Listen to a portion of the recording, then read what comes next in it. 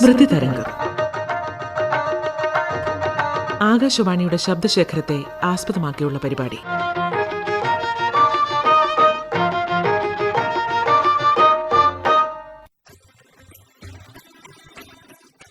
KP Udayabhanu. മലയാള ചലച്ചിത്ര ഗാനാലാപന രംഗത്തെ പഴയ തലമുറയിലെ ഗായകനും സംഗീത സംവിധായകനുമാണ് KP ഉദയഭാനു. 1936 ജൂൺ 6 NS വർമ്മയുടെയും അമ്മു നേത്യാരാമയുടെയും മകനായി പാലക്കാട് ജില്ലയിലെ തരൂരിൽ ജനിച്ചു. സ്വാതന്ത്ര്യ സമരസേനാനിയും എഴുത്തുകാരനുമായ KP കേശവമേനോൻ അമ്മാവനാണ്. ചെറുപ്പത്തിലെ സംഗീതവുമായി അടുത്തറിയാൻ അവസരം ലഭിച്ച ഉദയഭാനു MD രാമനാഥൻ ഉൾപ്പെടെയുള്ള പ്രഗത്ഭരുടെ കീഴിൽ സംഗീതം പഠിച്ചു. 1955 ആകാശവാണിയിൽ അനൗൺസറായി ജോലിയിൽ പ്രവേശിച്ചതിനുശേഷം നീണ്ട 38 വർഷം അവിടെ തന്നെ ജോലി ചെയ്തു. ഗൃഹാതുരത്വം തുളുമ്പുന്ന നിരവധി ഗാനങ്ങൾ മലയാളത്തിനു തന്ന ഉദയഭാനുവിനെ 2009 ഭാരത സർക്കാർ പത്മശ്രീ നൽകി ആദരിച്ചു. 2014 ജനുവരി 5 ഉദയഭാനു ഈ ലോകത്തോട് വിട പറഞ്ഞു. ഉദയഭാനുവുമായി R കനകാംബരൻ നടത്തിയ അഭിമുഖ സംഭാഷണത്തിൽ നിന്ന് ചില ഭാഗങ്ങൾ കോഴിക്കോട് ആകാശവാണിയുടെ ശബ്ദശേഖരത്തിൽ നിന്ന്. ഈ സ്റ്റുഡിയോയിലിരിക്കുമ്പോൾ കഴിഞ്ഞ കാലങ്ങളിലേക്ക് മനസ്സറിയാതെ തീർച്ചയായിട്ടും മനസ്സറിയാതെ പോകുന്നുണ്ട്. ഞാൻ 1955 കോഴിക്കോട് ആകാശവാണി നിലയത്തിൽ ഒരു അനൗൺസറായിട്ട് ജോയിൻ ചെയ്തത്. അന്ന് ഇവിടെ പ്രഗത്ഭന്മാരായ സാഹിത്യകാരന്മാർ ഒരുപാടുണ്ടായിരുന്നു, സംഗീതജ്ഞന്മാരുണ്ടായിരുന്നു.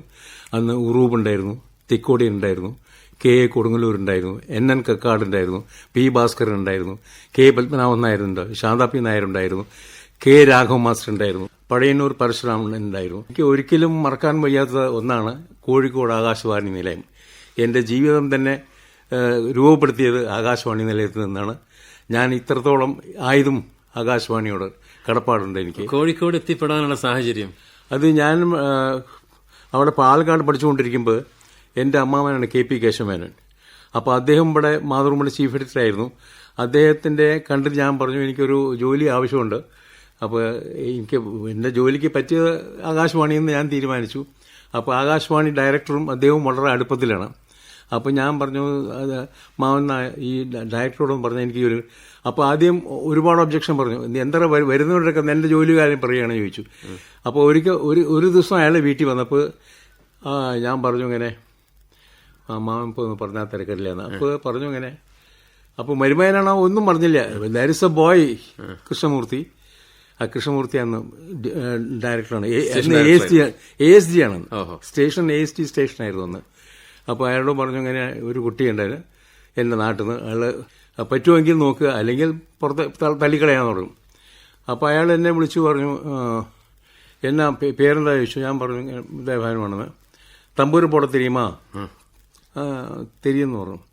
പാട തെരിയുമാ? ഒരു മാതിരി പാടുമ്പോൾ പറഞ്ഞു. അപ്പോൾ 11 മണിക്ക് ഓഫീസ് വന്നു. അന്ന് ഇവിടെ ഇതിൻ്റെ പുറകിലാണ് ബിൽഡിംഗ്, പഴയ ബിൽഡിംഗ്. അപ്പോൾ അവിടെ 11 മണിക്ക് വരാൻ പറഞ്ഞു. ഞാൻ അവിടെ 11 മണിക്ക് ചെന്നപ്പോൾ എന്നെ ഇന്റർവ്യൂ ചെയ്തു.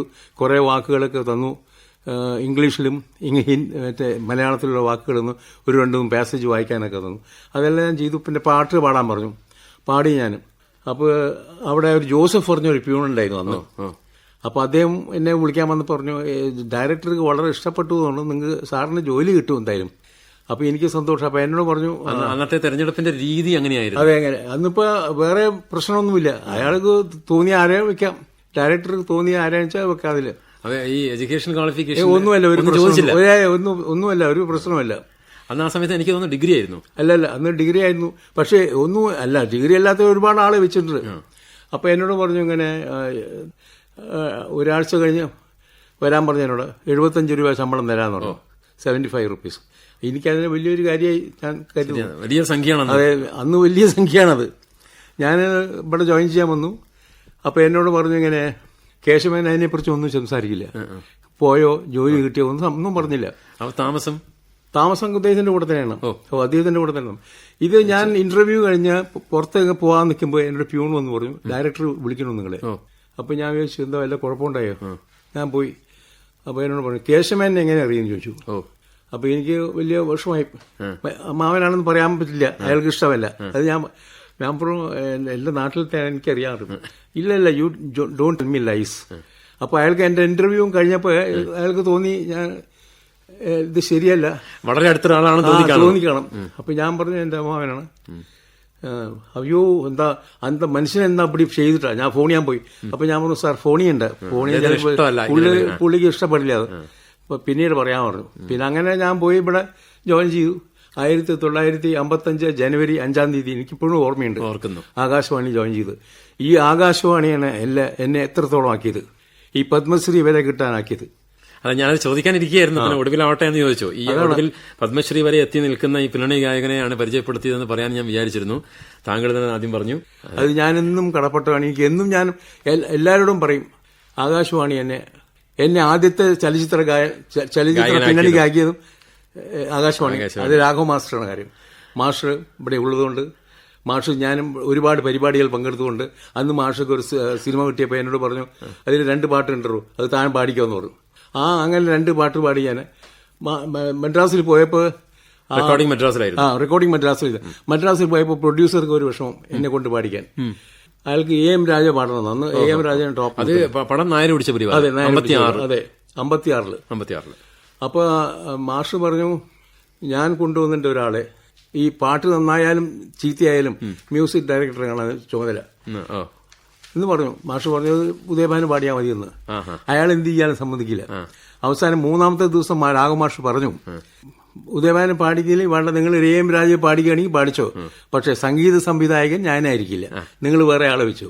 അന്ന് ആ കാലത്ത് രാഘവ മാസ്റ്റർ അല്ലാണ്ട് വേറെ ഒരാളും ഇങ്ങനെ പറയില്ല, ഇത്ര ധൈര്യമായിട്ട് പറയില്ല. പടം വേണ്ടാന്ന് പറഞ്ഞാണ്. അപ്പൊ അത് മാഷെ വിടാൻ മനസ്സില്ല അവർക്ക്. അത് പറഞ്ഞപ്പോ എഗ്രി ചെയ്തു എന്നെ പണ്ട് പാടിക്കാൻ. അങ്ങനെയാണ് ഞാൻ പിന്നണി ഗായകനായത്. 1956 രാഘവ മാഷ് അത് പിടിച്ച ഒരു പിടിവാശിയോട് എന്നെ പിന്നണി ഗായകനാക്കി. ഇവിടെ ഞാൻ കോൺട്രാക്റ്റിൽ വർക്ക് ചെയ്യായിരുന്നു കോഴിക്കോട്. അപ്പൊ ഞാൻ ഇടയ്ക്കിടയ്ക്ക് മദ്രാസിൽ പാടാൻ പോകും. അപ്പൊ അതിന് ഈ മന്ത്ലി കോൺട്രാക്ടാണ്, 30 ദിവസത്തെ കോൺട്രാക്ടാണ്. അപ്പൊ 30 ദിവസം കഴിഞ്ഞ് 31ാം ദിവസം അവിടെ ജോയിൻ ചെയ്തില്ലെങ്കിൽ it becomes an automatic termination of the contract. അങ്ങനെ ഞാൻ മദ്രാസിൽ മദ്രാസിൽ പാടാൻ പോയപ്പോൾ എനിക്ക് പറഞ്ഞ സമയത്ത് ജോയിൻ ചെയ്തില്ല അവിടെ. അന്ന് GK മേനോനാണ് ഇവിടെ SG പട്ടാളക്കാരനത്, വളരെ സ്ട്രിക്റ്റ് ആണത്. അപ്പൊ അയാൾ പറഞ്ഞു പറ്റിയില്ല, ജോലിയില്ല എന്ന് പറഞ്ഞു. അത് ശരി, അത് റിന്യൂ ചെയ്തില്ല ആ കോൺട്രാക്ട് റിന്യൂ ചെയ്തേയില്ല. ഏത് വർഷം? അത് എനിക്ക് 62 വന്നിട്ടാണ്. അങ്ങനെ ജോലി പോയി. ജോലിയില്ലാതെ ഞാൻ ഇരിക്കുമ്പോ എന്റെ ഒരു പഴയ സുഹൃത്തുണ്ട്, അന്ന ചൗധരി പറഞ്ഞിട്ട്. എവിടെ? ഇവിടെ കോഴിക്കോട്. ശരി. അവരന്ന് ഊട്ടിയിലെ ലോറൻസ് സ്കൂളില് ഡാൻസ് ടീച്ചറാണ്. അപ്പൊ അവരെന്നോട് ചോദിച്ചു, ഉദയഭാനുവിന് എന്റെ സ്കൂളിൽ വരാൻ താല്പര്യമുണ്ടോ, അവിടെ ഒരു വേക്കൻസി ഉണ്ട്. ഞാൻ വരാൻ പറഞ്ഞു. മ്യൂസിക് ടീച്ചറാണോ? അതെ, അവര് ഡാൻസാണ്. അപ്പൊ ഞാൻ അപ്പൊ തന്നെ ഒരു ആപ്ലിക്കേഷൻ എഴുതി അവരുടെ കൈ തന്നെ കൊടുത്തു. ഒരാഴ്ച കഴിഞ്ഞപ്പോ എന്നെ വിളിച്ചു ഇന്റർവ്യൂവിന്. ഇന്റർവ്യൂ എല്ലാം കഴിഞ്ഞിട്ട് ഇന്റർവ്യൂ ദിവസം തന്നെ എന്നെ അപ്പോയിന്റ് ചെയ്തു അവിടെ. ശരി. അങ്ങനെ 1 വർഷം ഞാൻ ലോറൻസ് സ്കൂളിൽ എവിടെയിൽ ടീച്ചറായി, മ്യൂസിക് ടീച്ചറായി. പിന്നണി ഗായകനായിരുന്ന ഉദയഭാനുവുമായി ആർ കനകാംബരൻ നടത്തിയ അഭിമുഖ സംഭാഷണത്തിൽ നിന്ന് ചില ഭാഗങ്ങളാണ് നിങ്ങൾ കേട്ടത്. കോഴിക്കോട് ആകാശവാണിയുടെ ശബ്ദശേഖരത്തിൽ നിന്ന്.